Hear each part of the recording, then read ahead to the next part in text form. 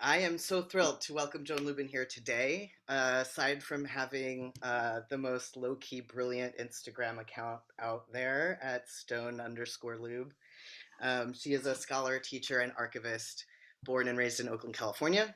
She is currently the director of research for rare and distinct collections at Cornell University Library and has a PhD in English and gender studies from UPenn. And just briefly, Joan has been working on a longer project that looks at censorship by the Postal Service in the 1950s, 60s, and 70s on the circulation of small press materials, especially those around gay liberation movements of the time. And through this research, she got deep into some archive material on a Bay Area literary and political moment, which suggests that not only obscenity laws, but also vagrancy law allowed repressive police power to constrain poetic expression.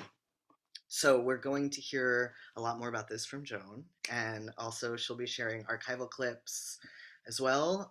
This will be a 1-hour program. We'll make sure there's plenty of time for questions and discussion. So take notes and think about your questions as we move through all this really rich material. So join me in welcoming Joan. Thanks so much, Sid, and thank you all for coming. I'm really happy to be talking with you all. I have a bunch of slides, a bunch of media, and this is, I've sort of come at this project, I've sort of like backed into this project from two different directions. On the one hand, I'm in Ithaca right now, the home of Firebrand Press, and I've been thinking about the history of feminist publishing. And I also am a historian of sexuality. I work mostly in the earlier part of the 20th century, and I've sort of been working through that material in a way that's edging up into the post-war period. So, so this is some work in process, and I'm excited to share a bunch of stuff with you all, and including some Julie Enzer publications. So I'm happy to see you here. Okay, so let's see what I've got. So part of what I've been thinking about, aside from my own idiosyncratic obsessions, are these two amazing collected works were recently published, in addition to this volume of letters between Pat Parker and Audre Lorde. And I've been thinking about, I work a lot on the history of censorship of print culture.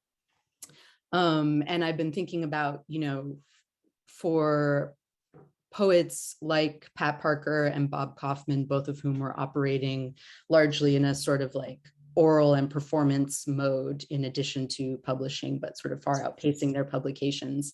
How is power operating to shape the archive of those poets' production? And it's so valuable and important to have these collected works and archival materials published. And also, what else is there? I found myself asking. So I've been digging around through a bunch of archival materials around both of them. And I wanted to talk through it a little bit and share some of that with you today. So these are all Pat Parker's works that were published in her lifetime. And there's one other, her first, Child of Myself, which I'll get to in a minute. Pat Parker, for those of you who don't know, is a Black lesbian feminist poet. She was born in 1944 and died in 1989 of breast cancer. She was born in Houston and then moved to the Bay Area after a couple of marriages, one of which was to Ed Bullins, who's a playwright and Black Panther. And she was very involved in Black liberation, gay liberation, women's movement.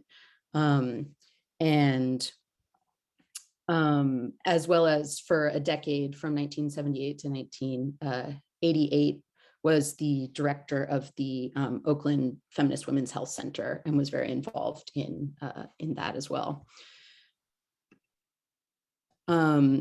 So The first thing I wanted to play for you is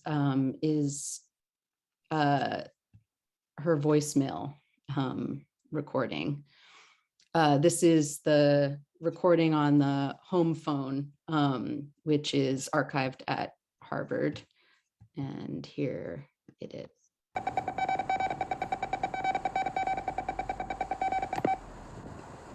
Ain't nobody here but us chickens. Ain't nobody here at all. Leave your name and number. We'll return your call. Bye.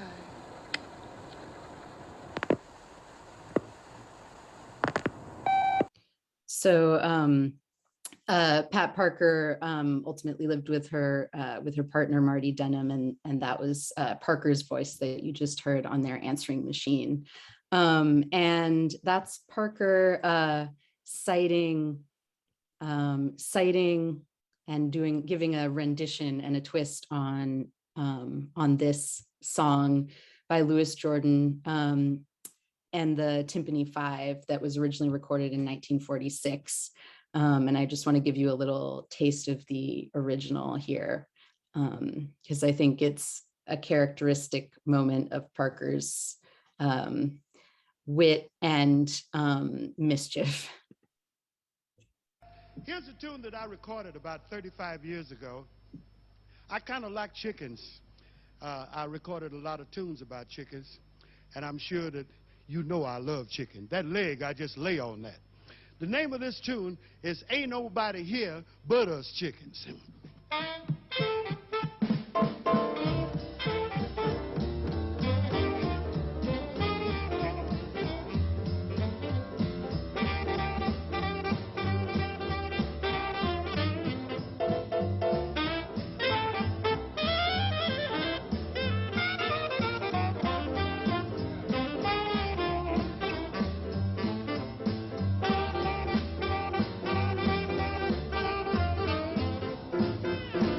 Farmer Brown was taking the air. He locked up the barnyard with the greatest of care. Down in the hen house something stirred when he shouted, "Who's there?" This is what he heard. There ain't nobody here but us chickens. Nobody here at all.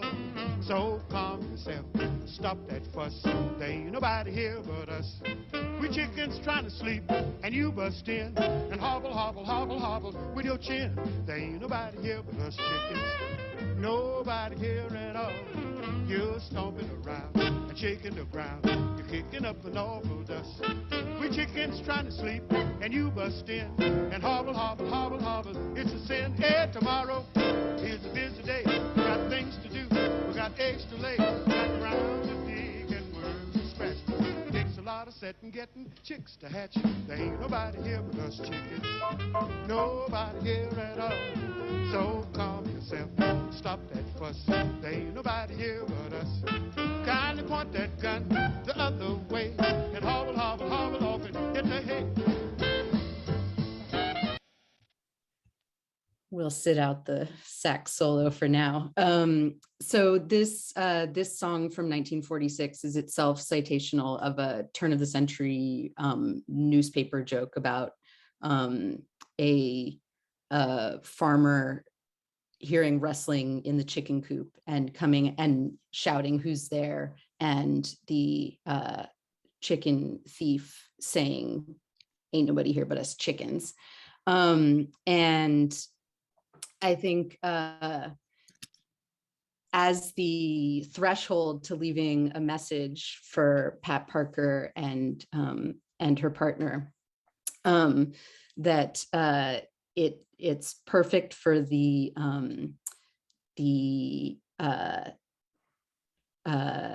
mix of messages that's archived on the cassette that was in her voicemail when it was contributed to the archive. Here's a tune that I recorded about. See if I can play that for you here.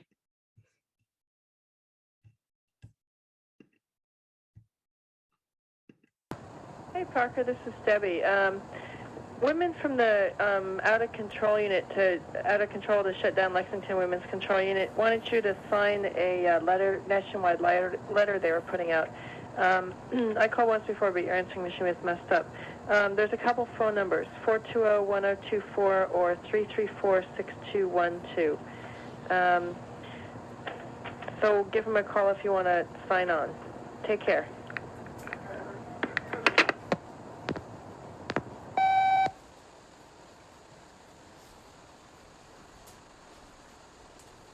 At 11 o'clock, and I'll be there with bells on and my baseball mitt.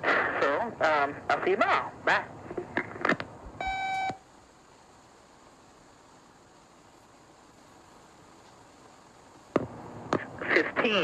If that's going to be a hassle for you, leave me a message on my answer machine, and I'll know where to go from there, or I'll call you back. Anyway, my number is 436-4524. Give me a call back, tell me something, and hopefully I will see you later. Bye.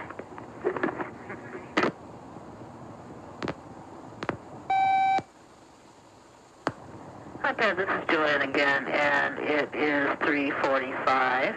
Anyway, I just thought I would tell you where the, in case you don't get a hold of me, where the meeting is tonight. It's at 3100, I think it's 3100 Summit. Anyway, it's at Providence Hospital. It's on the corner of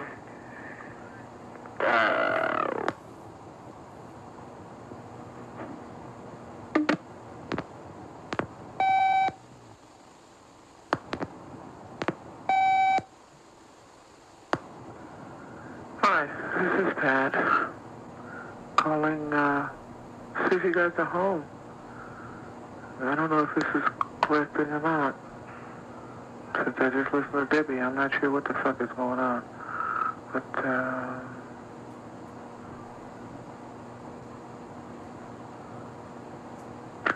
well, I'll call you later. It's about 5:45. Bye.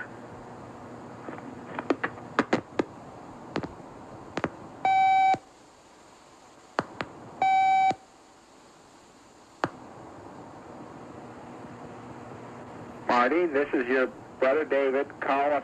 Mom is now in Portland with us. Call us when you get in. Marty, if you're still there, call us in Portland. I don't know whether this is recording or not. Your message machine is messed up. Call us in Portland. Bye.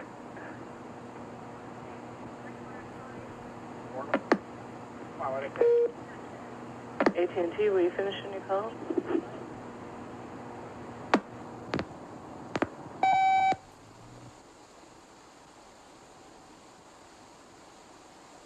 I'll talk to you later. I said, don't count on me, but maybe. Bye.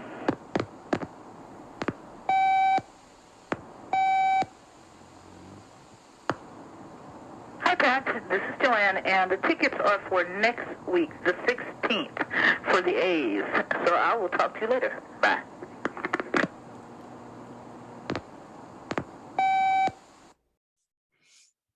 So we have a mix of archival audio fragments here, and I was a major problem, of course, is technology, and the dysfunctional voicemail prevents any of these messages from being fully meaningful, but gives a sort of fragmented picture of the really extensive and diverse networks that Parker was embedded in, and her range of interlocutors, from the Women's Health Center people calling her to make appointments, her partner's family members, she herself calling home, that was her voice there in the middle, and finally a softball teammate inviting her to an A's game.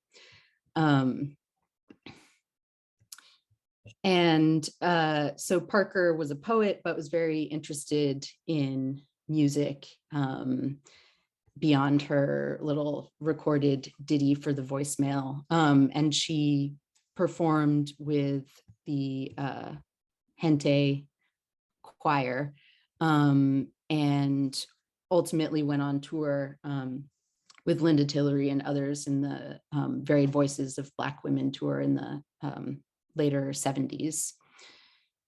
This is her with the sunglasses on in the back.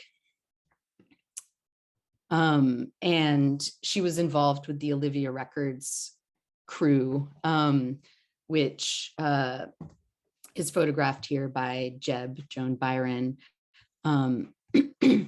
And Olivia Records was a women's music record label that mostly put out folk music and other kinds of musical acts, and then morphed into the Olivia Cruz operation.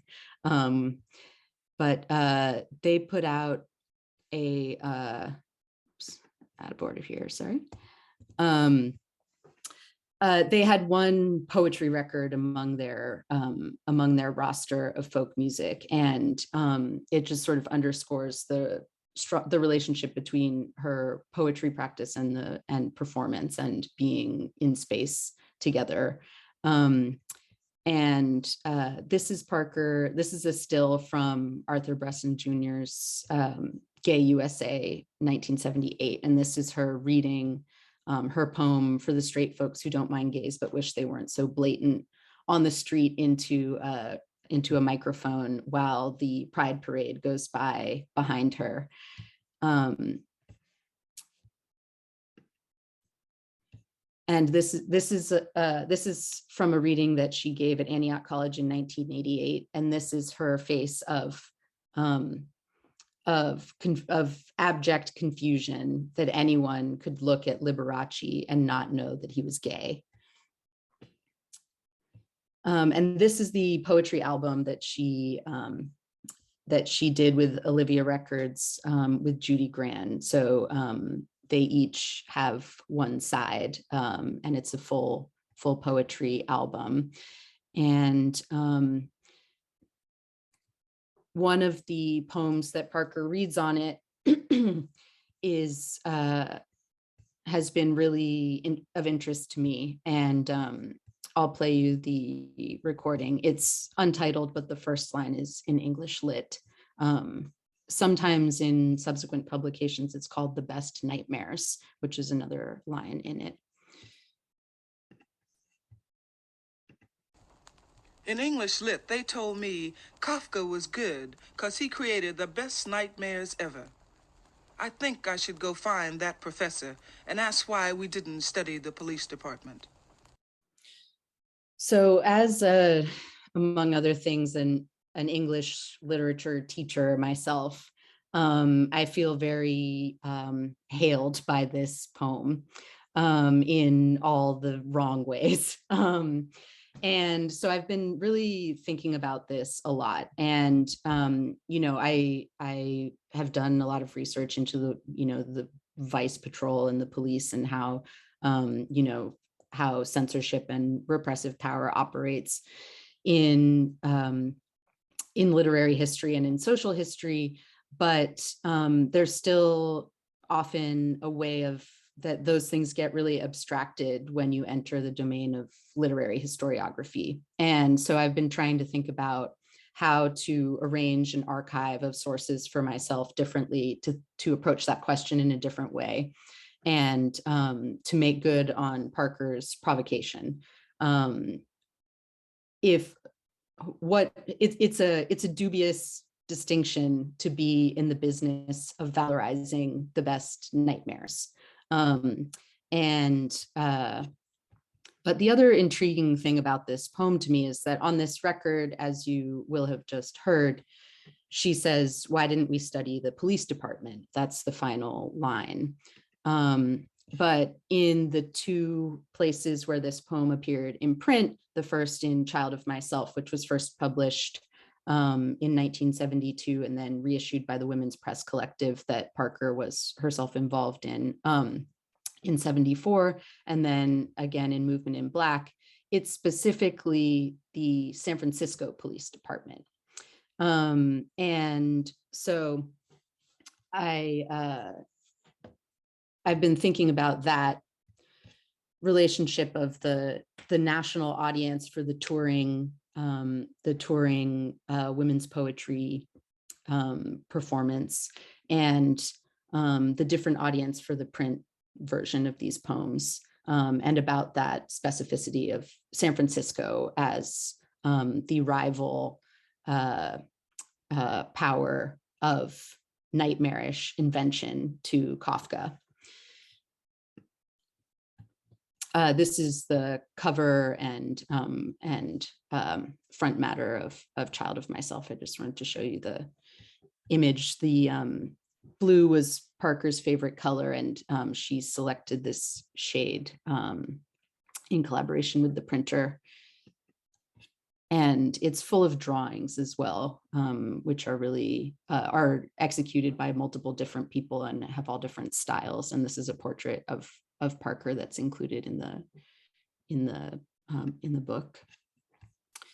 And this is a page from Pit Stop, which was Parker's first chapbook, and that's her and her dog. And her dog comes up a lot in her poetry as a kind of allegorical figure, as well as a real constraint on her time and attention, and a real drag on her reproductive labor. And this poem, The What Liberation Front, is conjuring a conversation between her and her dog, where her dog is interrogating her politics. And it's really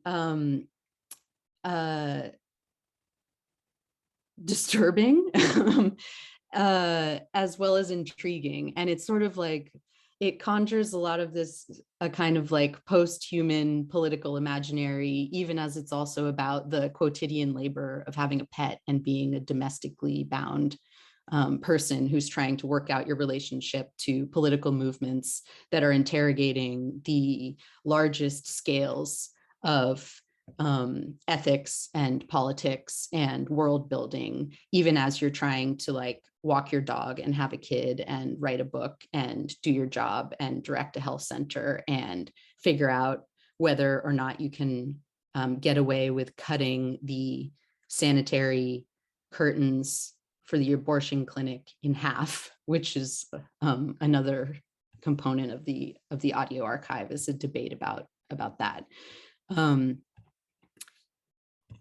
So that combination of concerns and the sort of incommensurate scales of reconciling the invention of a lesbian domestic life, like what does it mean to have a home life of that kind? What does it mean to invent a relational structure and a community around love among women, as well as a racial liberation movement that involves interfacing across racial difference, and how to have a pet, a career, how to have leisure time, how to have leisure time that you can use for the work you care about. All of these concerns I've been thinking through with Pat Parker's work, and I want to carry that into a sort of historical loop here to think about Bob Kaufman, who is also a Bay Area poet, reading at some of the same places that Parker was in the same time period, though they're not really in the same scene. So this is from a memorial issue on the occasion of Kaufman's death. So Bob Kaufman was born in 1925 in New Orleans, and joined the Merchant Marine and landed in the East Coast in the 40s and became involved in union organizing, and joined the Communist Party, and briefly attended the New School and made contact with a lot of poets who would move to San Francisco and become involved in the beat scene. And he followed suit. So he moved to San Francisco by way of Los Angeles in the 50s, and lived there for through the early 60s, and then moved back to New York and back to San Francisco again. And he died in 1986. And on the occasion of his death, this was a KPFA memorial issue that was also advertising a radio show that was going to be aired to commemorate his life and work.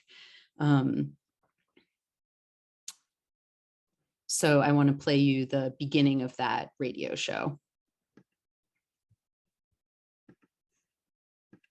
New York together when he was a seaman, and I was a merchant seaman too in those days. He represented the National Maritime Union at conferences in London and France after the war. Then he got into politics. He was an area director for Henry Wallace's campaign in 1948, the Progressive Party, and he ran into some real problems. He was an area director in the wrong area, and he ran into real serious problems with the police forces, definitely trying to see that his point of view wouldn't be heard in that area of the country. And he was arrested many times, brutally treated, thrown into jails and cells and no heat and freezing conditions, and kept there long. But this never stopped him at all. He still had his own way of thinking, and I think maybe he moved into poetry to express himself in a more abstract manner. I think possibly that some of his experiences that occurred during that time, I don't think he ever forgot them.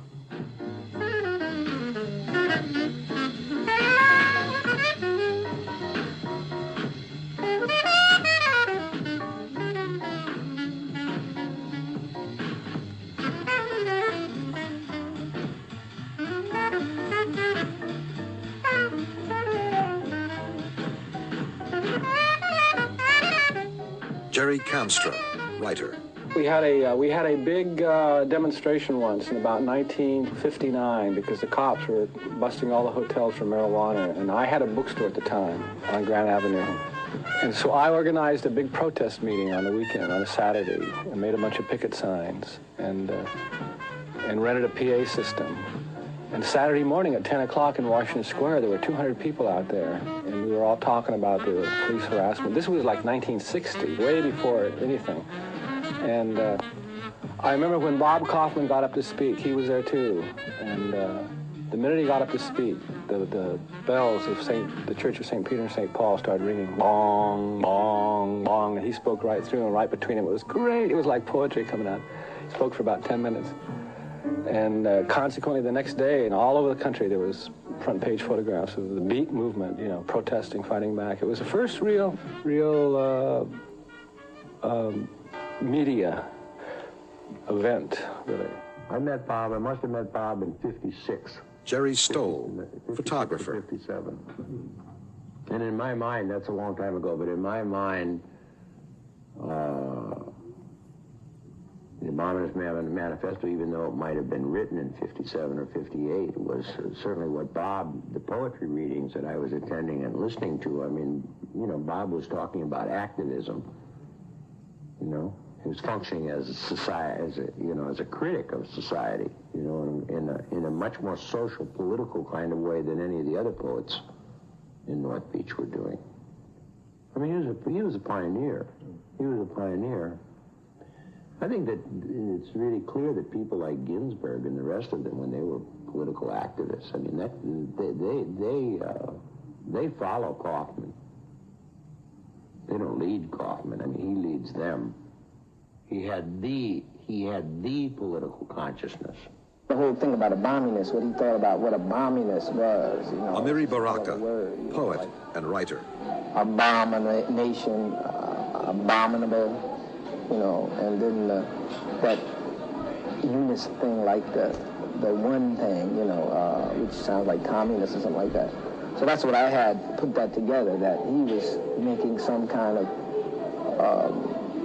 excluded radical, some kind of, seemed to me some kind of radical outsider force that he viewed as the Abolitionist, you know, and to me the Abolitionist was sort of a kind of a full-service beatnik. I mean, let's say pre-commerce, you know, from the real feelings of, you know, being opposed to society and thinking that the whole society need to be overthrown. That's what I got from the publications of his Beatitude and all that writing and the Abolitionist manifestos and all of that stuff, which I don't think are widely circulated. Abolitionist Manifesto. Abolitionists join nothing but their hands or legs or are the same.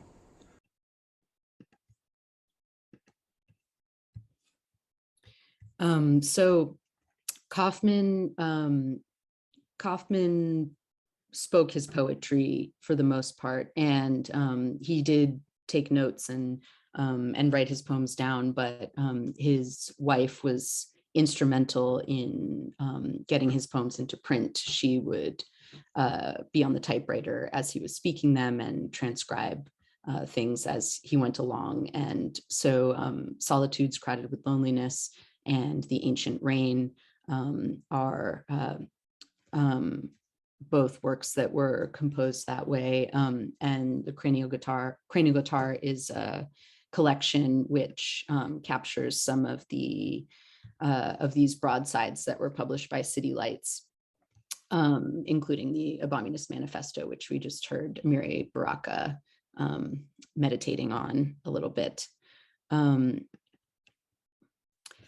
This is Kaufman reading 2nd April, so you can see the format. So it's a thin piece that folds out like this. So Kaufman, when he came to San Francisco, was very involved in the Grant Street, North Beach reading scene and read at a lot of the coffee shops and cafes and bars there.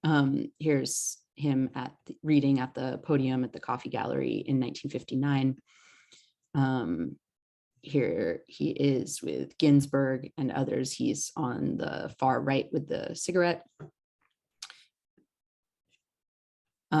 He also, he wrote about the cachet that scene acquired and the posers that it drew to the scene, and Bagel Shop Jazz captures that. The posers as well as the police, which walk hand in hand.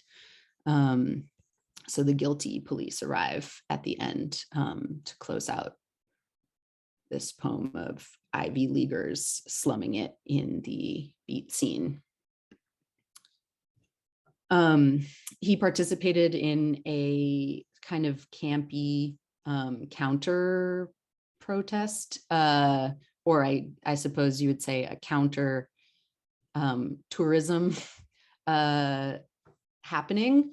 So there were tours of the beatnik scene that square interlopers could do. And this was beatniks announcing that they were going to be touring the straight world in 1958. So their signs say, "Hi Squares, the citizens of North Beach are on tour." One of the places that he read and hung out was Co-Existence Bagel Shop, which is here, pictured here in 1958. He's not in this photo, but this is a photo of the space. This is another photo of the space. And this, that's the sign from outside. This is a still from a documentary that was made about him in 2015. The title of which, "And When I Die, I Won't Stay Dead," is citing one of his poems. Here's the interior with the postings on the wall. So,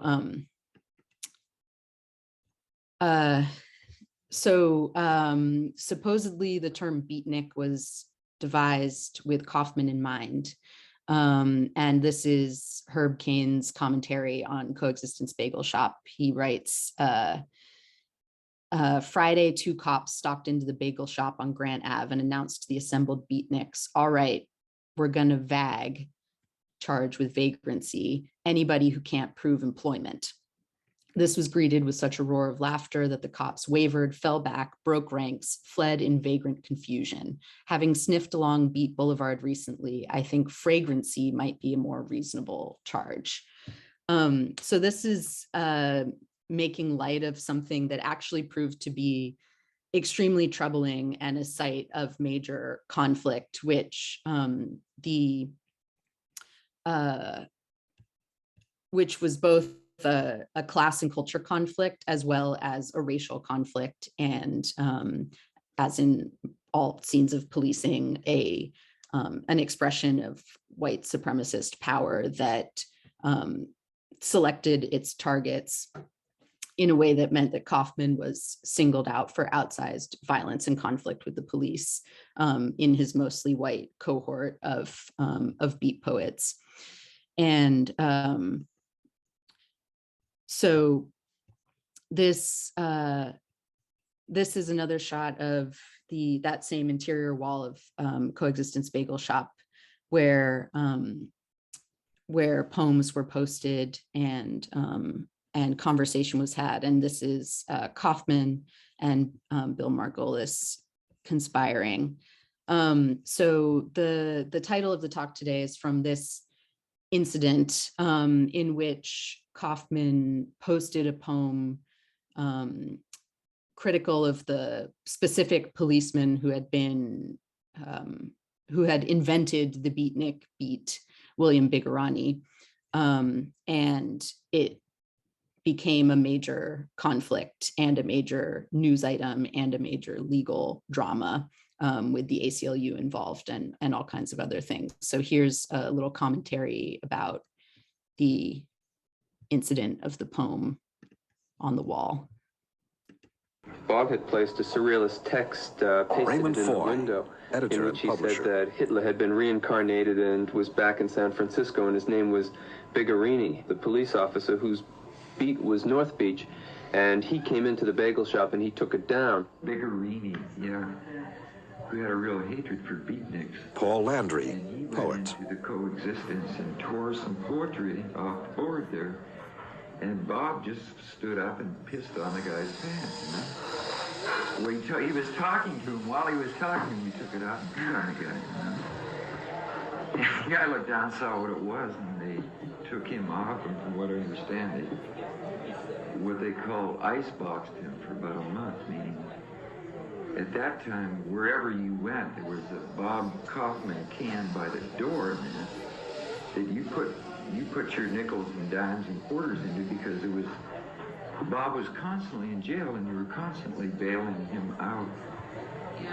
And what they would do is they put him in long enough one night at one place, and you go down there with your money to get him out, and they'd hustle him off to some other place. And they put him in jails all over the city and keep him circulating until finally you could get into the system far enough to get him back out. Hear me now, always here.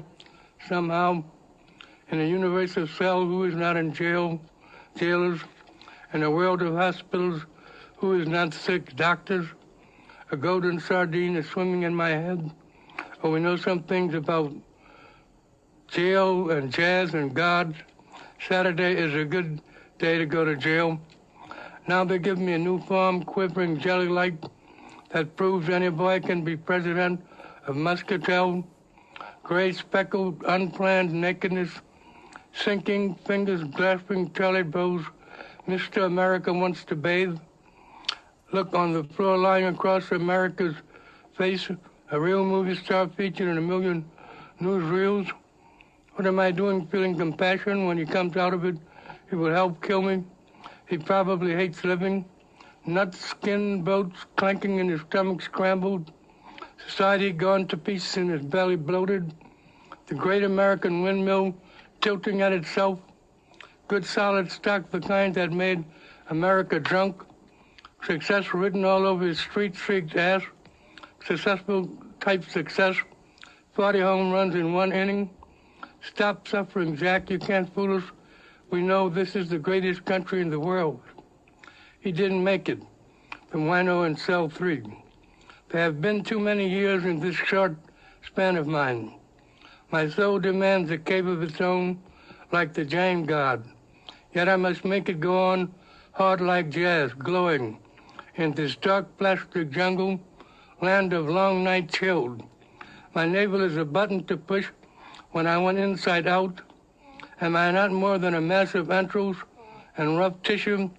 Must I break my bones, drink my wine-diluted blood? Shall I dredge the old sadness from my chest? Not again. All those ancient balls of fire, hotly swallowed, let them lie. Let me spit breath mist of introspection, bits of me, so that when I'm gone, I shall be in the air. Someone whom I am is no one. Something I have done is nothing. Some place I have been is nowhere. I am not me. What of the answers I must find questions for? All those strange streets I must find cities for. Thank God for beatniks. So that was Raymond Foy giving an account of the incident, and then that was Kaufman himself reading his jail poems, which he wrote while in jail in 1959. It's a little bit hard to make out, but the assertion was that he peed on the officer's hand,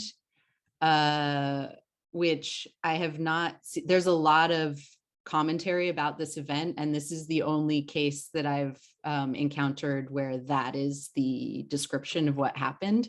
I like that idea, but I'm not sure if that really occurred. This is the officer in question, Bill Bigorani, who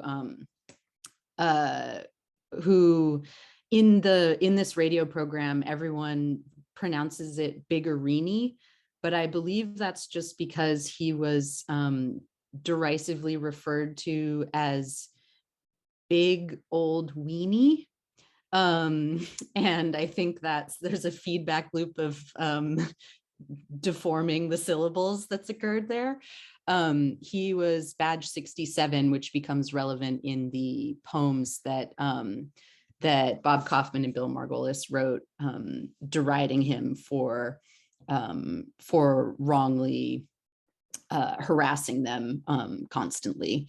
This is an account of the poems that they wrote. The free spirits who inhabit North Beach were risen in righteous wrath yesterday. This was written in the San Francisco Chronicle in 1959. After a police officer confiscated 2 poems just because they called him and his fellow lawmen, among other things, Hitlers, Antichrists, butchers, Torquemadas, SS Führers, and numbered blue visages who mock the muse and trample on her flowers. The flowers they feel got trampled on the most are the authors of 2 poems, sandaled and goateed poets, Bob Kaufman, who signs his work Baumkopf, and Bill Margolis, known in local poetry circles as Bimgo. Baumkopf and Bimgo contend that they were only exercising their rights to free speech, or more accurately, free verse. The censuring officer, William C. Bigorani, contends he is only human. Bigorani, a member of the police department's beatnik patrol for the past year, started the current battle by stomping into the Co-Existence Bagel shop on Upper Grant Ave about 2 a.m. Wednesday and ripping down the 2 poems. They were pasted in the window. Baumkopf and Bimgo were incensed. Bigorani, they said, had long been persecuting them, but now he was censoring them. What do you think a police officer is? A robot? Inquired Bigorani, a highly articulate young man himself. After all, I do have feelings. It didn't seem surprising that Bigorani was a bit offended. Baumkopf's epic, the more politely worded of the 2, ran, quote, "One day Adolf Hitler had nothing to do. All the Jews were burned, all the artists all destroyed. Adolf Hitler was very bored, even with Eva, so he moved to San Francisco, became an ordinary policeman, devoted himself to stamping out beatniks." Bimgo's was titled Ode to Bob Kaufman, Ancestor of the Beat, and to understand Officer Bigorani's feelings when he read it, one should know that Bigorani wears badge number 67. This ode spoke not so mystically about the police with, quote, "their numbered hypocrisies huge and 67 on their faces, marks of the beast." It likened such policemen to the Torquemadas and whatnot, and wound up with the cheerful toast, quote, may their eyes bulge from their paper bag heads, may their rotting souls disintegrate among their rancid, fetid nightstick bones." From all this, Officer Bigorani got the idea that these poems, if you would call them that, vilified not only me, but the entire police department, and that's why I confiscated them.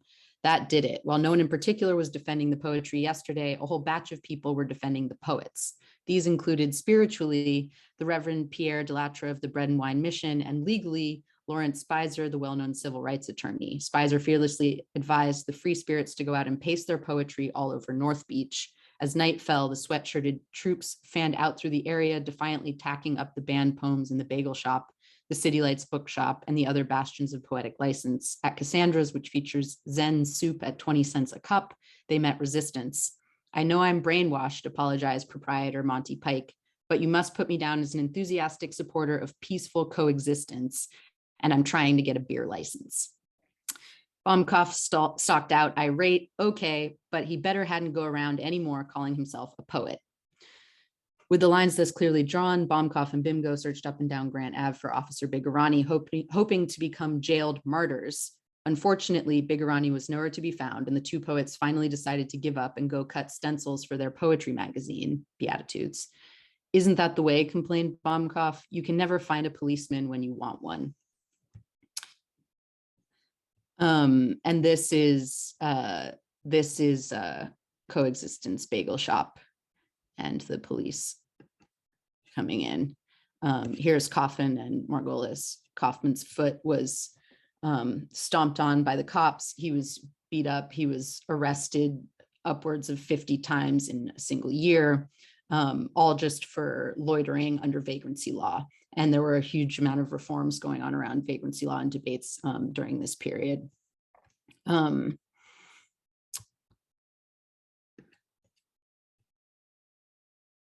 play you this last clip. They just tried to put Bob in jail every time they saw him on the street. Yeah, for drunk and disorderly, but they didn't put any tourists in jail. They just put Bob in jail.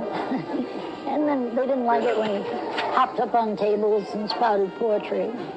They were against us from the get-go. We were one of the first blatant, interracial couples in Oakland that actually stayed together and had children and went, that was us. So they were afraid of a pattern there, and they got so mad at Bob, they used to stop the elevator between floors and beat him up. At that point, yes, I think Bob was interested in seeing his work in print and communicating and reading. But of course, the results that ensued from that for Bob socially were quite dire. I mean, he was targeted by the police as a subversive. He was arrested 36 times in 1 year. Bob Kaufman and the great French poet Villon share one thing in common, which is that when they write the biography, they're going to have to go back to the police records for the bulk of the information. Bob really paid dearly for a lot of the positions that he took at that time in his poetry and in his lifestyle. Jail poems. I'm sitting in. So I think, two things. One is that vagrancy laws were also the rationale for policing and harassing gay people out in public. And so there's a kind of intersectional legal history that runs counter to some of the identitarian ways of narrating literary history and social history that becomes available looking at this specific moment of legal transformation. The other thing is this point about biographies needing to appeal to the archive of state violence to excavate what's available to know about people whose the wager that the most significant point of contact between them and the world is this violence is a familiar problem from trying to write about minoritized people in the past. But I think that one thing about it is when you appeal to those records, it's as much a biography of that bureaucracy and its violence as it is of the people whose lives are partially recorded there. And so this is his mugshot from that night, and the hoodie has a really intense sort of contemporary resonance, and there's a ton of discourse about hooded sweatshirts in the commentary, all of the news items, not only about Kaufman's attire, but also about the crew that he hung out with. So I'll leave you here with with this portrait of the San Francisco Police Department that has become available through following Kaufman's life into this archive, which I think is less a comment on him than it is on the sort of desperate incoherence of the San Francisco Police Department in a moment of their diminishing power vis-a-vis the courts. This is the San Francisco Police Department official publication from, this is the header from the issue from September of 1959. And they ran a story about the incident of the poem on the wall. And it ran with this image sequence, which is a piecemeal dramatic dialogue of the enforcement of vagrancy law. So it's inquiring about loitering, identification, housing, and employment. And then finally, what are you, some kind of beatnik, is the final question. So it's the flow chart of police discourse that will enable them to enact violence with impunity. And this was the article about it. And finally, I think it's really, it's intriguing to me, I guess I would say at minimum, that the police in this case, rendered ineffectual by the courts, were reduced to a retaliation in kind. So this was a poem about Bob Kaufman written by police officer Peter Gardner, which is a small jingle inspired by the incident of the poem on the wall that ran in this 1959 issue of the San Francisco Police Department newsletter. 'Twas the night before Bigorani. Bimgo and Baumkoff are a brace of lads who never were bathed or spanked by their dads. They waxed poetic, ? In various dives about Bill Bigorani, the bane of their lives. A wonderful poem was placed on a wall in the bagel shop where poets are tall. Ole for Bob Kaufman, ancestor of the beat, was the name of the ballad extant on the sheet. These bathless minions of rhyme refer to abuse committed by cops in the garden of the muse. Ah, sirs, if the muse who never knew your names were ever to learn of your childish games, she's thwart your insipid and childlike scrawls by going to the men's room and removing the walls. I think this is a terrible poem that's also attempting to taunt, to homophobically taunt in a way that ends up producing a sort of like Dr. Seuss bathhouse aesthetic of a wall-less bathroom and daddy spanking. And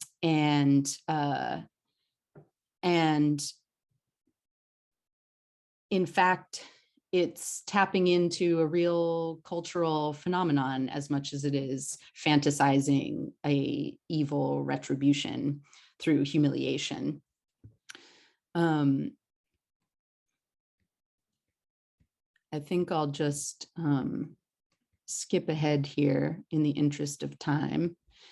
And so I think, it's the end point of this history of vagrancy law as an alibi for racist, sexist, and homophobic dispensations of violence is, on the one hand, in 1987, Dianne Feinstein's proclamation that April 11th would be Bob Kaufman Day in San Francisco, based on the numerous public performances which, quote, shed light on the ironies and pleasures of San Francisco for over 30 years.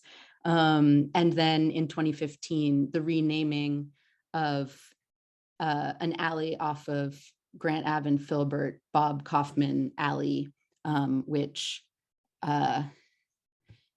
is so very short that the Google Street View car can't help but capture its own rear as it drives down it, along with what I do believe is an SFPD emblazoned red curb.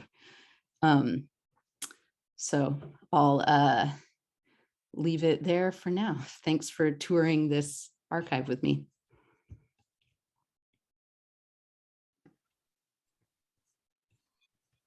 Thank you so much, Joan. Yeah, if that final image doesn't encapsulate something about that. And just thank you for all of the materials shared and yeah, the interesting moments between the Pat Parker materials and the Kaufman and how they both, you're mentioning that both reading in the same locations and not necessarily from the same scenes. And yeah, the Pat Parker mentioning of the SFPD in those printed moments, as opposed to the audio and the poem of in conversation with her dog that almost inverts her positionality by the dog kind of expressing its like expressing a sort of liberational striving, and yeah, and all the material at the Co-Existence Bagel Shop.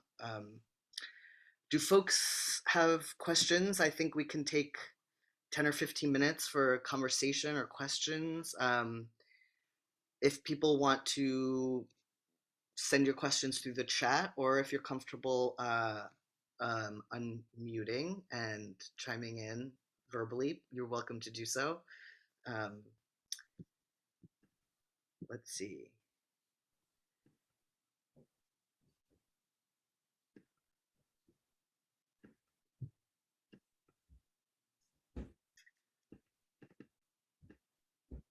There is always the, I do like to offer that, I'll give it another moment or two for a question to arise. And sometimes I find that conversation happens more openly if we turn off the recording. So if folks feel good about that, I can turn off the recording and then we can really get into it. I was hoping I could type a question. I wanted to have an eloquent question, but I definitely don't. I'm curious about kind of the politics of privacy in archives, and that, I mean, these are people who, to some extent, I mean, you could say that you have some of this archival material through violations of their privacy. I think this about, mugshots, et cetera. And I'm wondering how that affects your work on Kaufman or Parker, actually. Yeah, thanks for that really important question. I think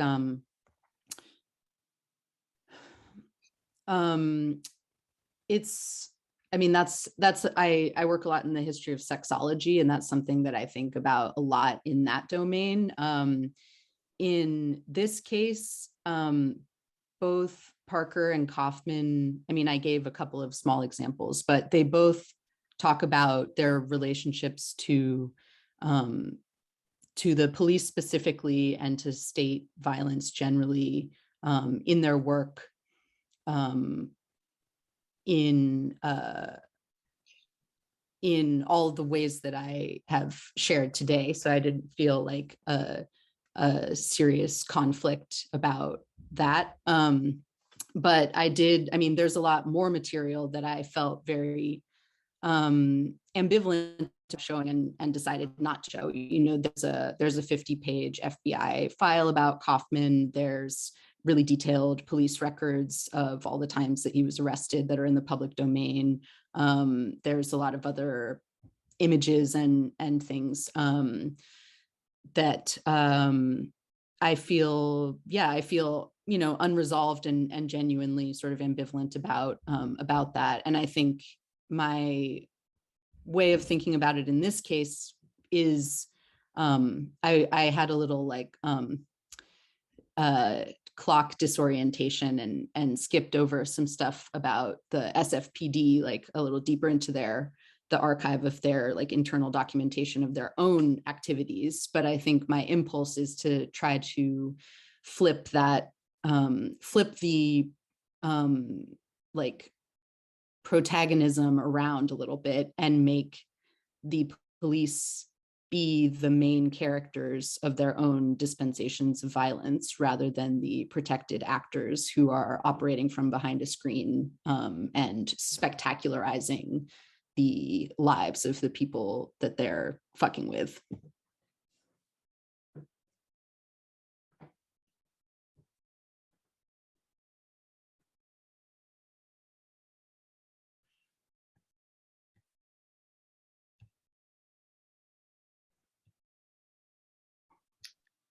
Question, anything else to say about the print versus audio recordings and how the language shifts across these formats re authenticity of the record?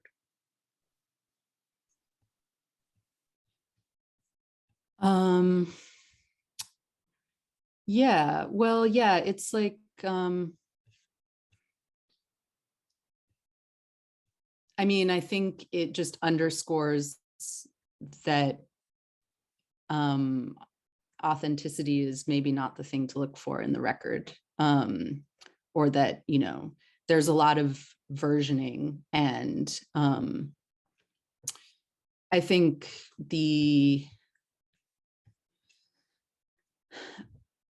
in the Parker poems that are on the Olivia Records album, that in English lit poem is the only one that I noticed a discrepancy with. So that also felt interesting to me, that was it's a very short poem, so that's a big difference actually.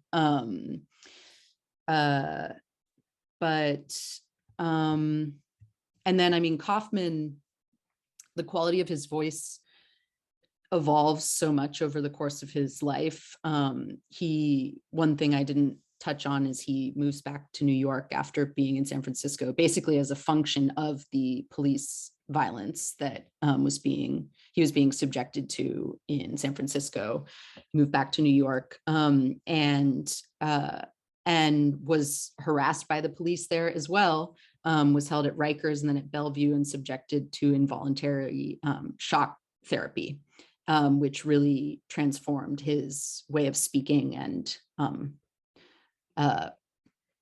of living his life. And there's a lot of romantic discourse about him taking a vow of silence for 10 years that is associated with the assassination of JFK in the Vietnam War. But it also, I can't help but feel sort of suspicious of that way of framing it, insofar as the more proximate thing that happened at that exact moment is that he was involuntarily subjected to psychiatric intervention.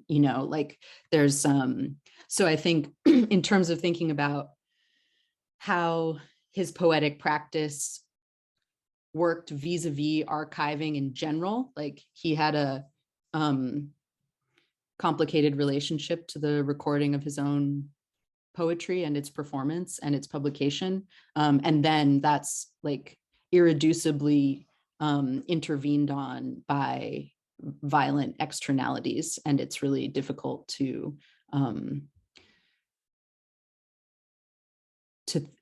think about sort of what an ideal record of his work might have been. It's everything is a contingency on some level. I'm just going to take a minute and look in the chat here because there's a lot going on. Let's see.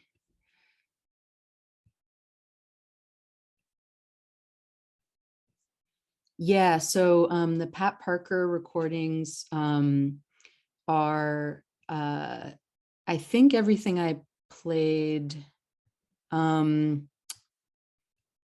the Olivia Records album is in the, you can get it. It's not officially online, but I just played a clip that I recorded of it. Everything else that I played is from Harvard, and it's digitized and online. And they also have a bunch of things that aren't digitized, but what I played is from their publicly available digital archive of her materials.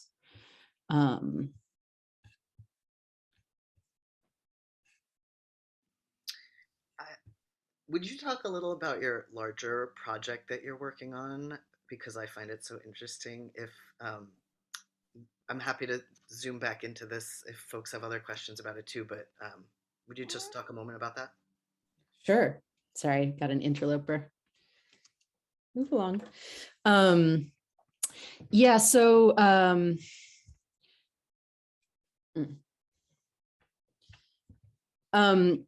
basically I've been really interested in okay, everybody in place, good. There's a really peculiar legal moment when the Postal Service is operating relatively autonomously to control the distribution of media and to make assessments of obscenity in an extrajudicial fashion. And that ends up impinging on the distribution of homophile activist materials, as well as scientific materials related to the study of sex, as well as pornography. And so that, and the category is the unmailable. So something would be designated unmailable, held. The postal officers could do interrogations and investigations all prior to it coming to the court and being subjected to legal assessments. And so that facilitated a lot of harassment that really shaped the print culture of people without a lot of resources. And so basically there's some interesting, like there's some strange bedfellows who get involved with one another to try to help each other do an end run on this postal bottleneck to circulate sexually explicit materials. And so the distinctions between, while the distinctions at the level of like the reader experience are very different when you're reading sexual science, pornography, science fiction, or like activist pamphlets, from a media perspective and a legal perspective, the lines are really blurry. And so I've been trying to think about how we do genre histories in literary studies and how we do social histories in sort of intersectional, queer studies without reifying the categories that make sense to us now in trying to understand this moment that's in fact like not that long ago, but nonetheless has like a very different configuration of material conditions organizing the publishing world and the way of accessing information.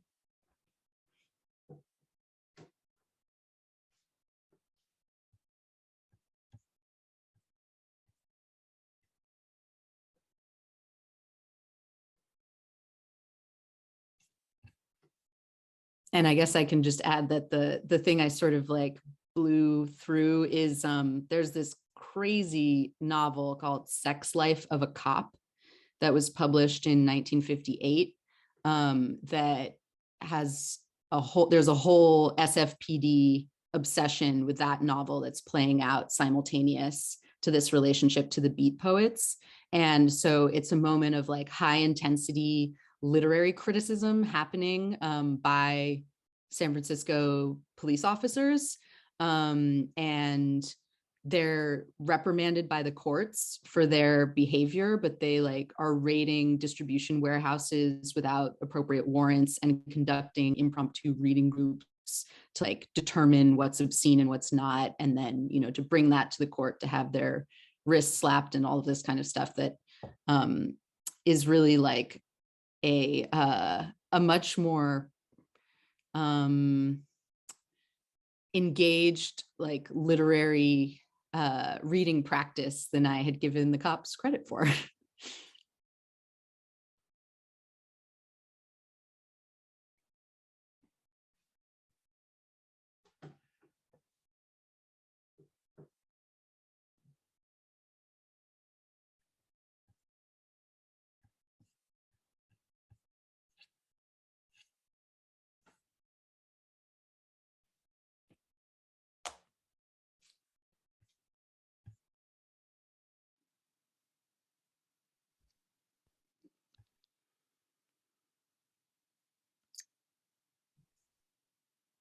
Final questions for him, anyone? Curious about Kaufman's seeming resistance to political categorization. It's obviously an anachronistic question, but do you think he would have objected to the descriptor abolitionist poetics? I think, I mean, I think he was and wasn't resistant to categorization on some level. I mean, he was involved in a lot of like classic leftist political formations very intently, you know, labor organizing and Communist Party organizing, and was very involved. You know, he was running with the like Allen Ginsberg set, but also wrote lyrics for jazz songs and folk songs, and was really invested in kind of Black arts cultural production as well. And I think had certainly like was marching to the beat of his own drum, but I think I don't know, I hesitate to go fully in on the sort of like his surrealistic detachment from the sort of like structures of social and political affiliation. But in any case, I mean, yeah, the abolitionist poetics, I mean, I had his Abolitionist manifesto in mind when I was thinking about that phrase. And I think that's a good question, and one that I'd been thinking about too, but I felt like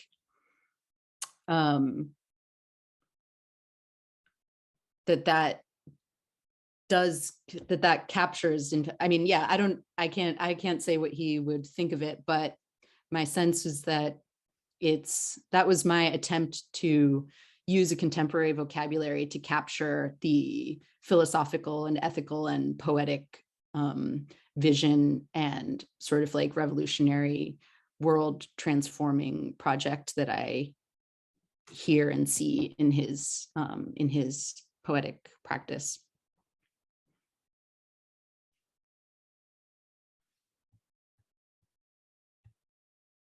Oh, cool. Thanks, Violet. Yeah, that quote, Abolionists demand the abolition of Oakland.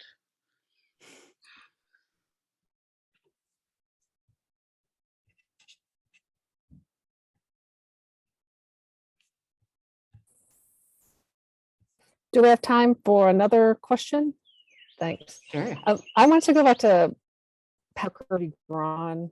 Yeah.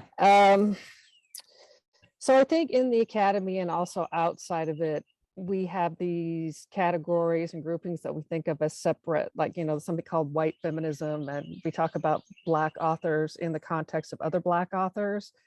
But it seems that like the most visible contradictions to that I can think of are among lesbian poet activists. So you have, you know, Parker working with Braun, you have Barbara Smith, Merle Rue, and Minnie Bruce Pratt, who are, you know, working and writing together. And so to think about those moments as really disrupting conventional rhetoric and activism by putting together forces that can actually explode, you know, the academy and explode politically, you know, in terms of power structures. And so I wanted to maybe have you talk a little bit about more Parker's work with Braun, or what you thought about some of that, because it's so interesting. You know, they share an LP, you know, they each have each side. So I'll stop and let you go ahead. Yeah, thank you. Uh-huh. Yeah, I appreciate that. And yeah, I think, one thing that does really interest me about both Bob Kaufman and Pat Parker, but also just about the historical moment is, well, Kaufman and Parker were both involved in interracial romantic relationships with white people, as well as having really diverse networks of affiliation and political and aesthetic commitment with that were not, it's not like, oh, we're all one big happy family. It's like a really, as you said, like putting, leaning into the potential for an explosive combination. And I find that really compelling, both as a kind of ethic of relating through and across and with difference, as something avowed and present and nonetheless like vital and available to be activated, and also as a provocation to sort of disrupt the ways that we think about the ideal subject of politics or of poesis, with what are basically sort of like presentist categories. I think it's there's something really exciting and really alienating also about the way that this sort of like white-black interaction is being framed, and also the way that it sort of is, not entirely, but there's a lot of like white-black framing of it, that also can feel, I don't know, disorienting from a backward-looking perspective. But I think,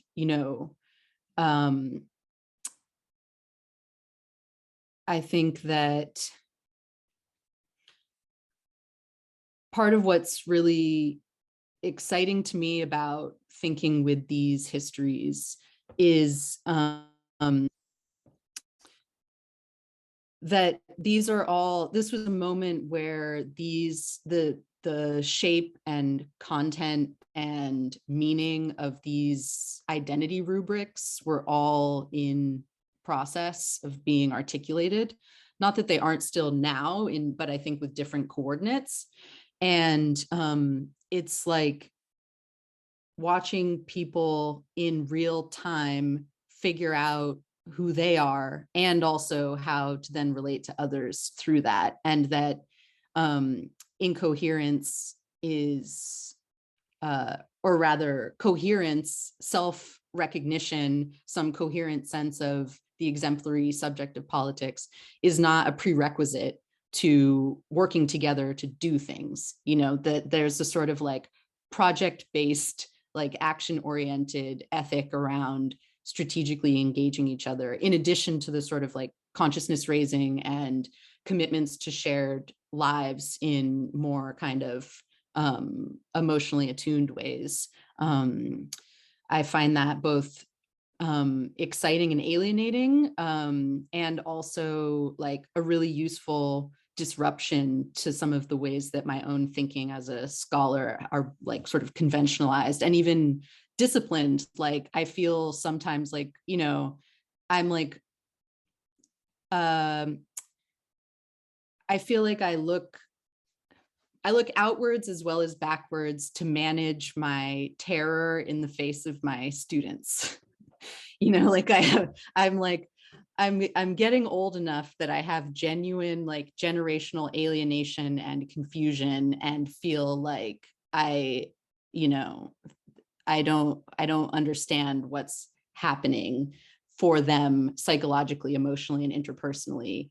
And I think like multiplying models of connection across difference and incoherence is something that I'm really invested in.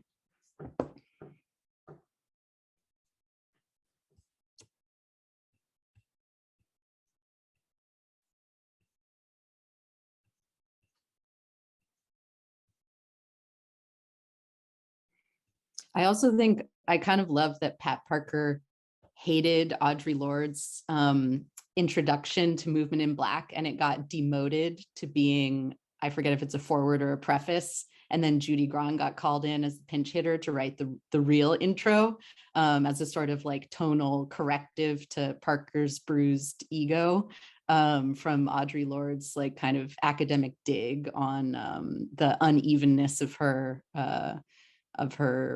writing.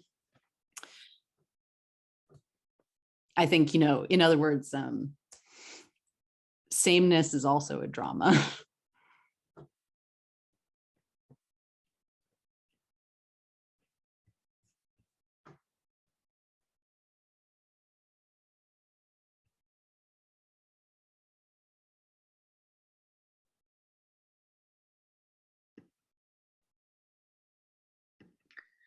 Well, sameness is also a drama might be a note, might be a closing note. Thank you so much, Joan. This was really incredible. So much rich material and avenues to think through together. Thank you all for being here. As I mentioned, this is recorded and will be posted on our YouTube channel at some point soon-ish, I hope. And also, we have 2 more of these talks, these Sunday morning talks. April 10th, Harmony Holiday will be talking about voice and tone in Kamau Brathwaite and Abby Lincoln. And May 29th, Cedar Saigo will be talking about Joanne Kiger. Join us for one or both, or many of our readings that are also coming up on Friday evenings once a month. And thank you all again. And thank you, Joan. Thanks so much, Sid, and thanks all of you for this great conversation. I'm so happy to share some thoughts in real time.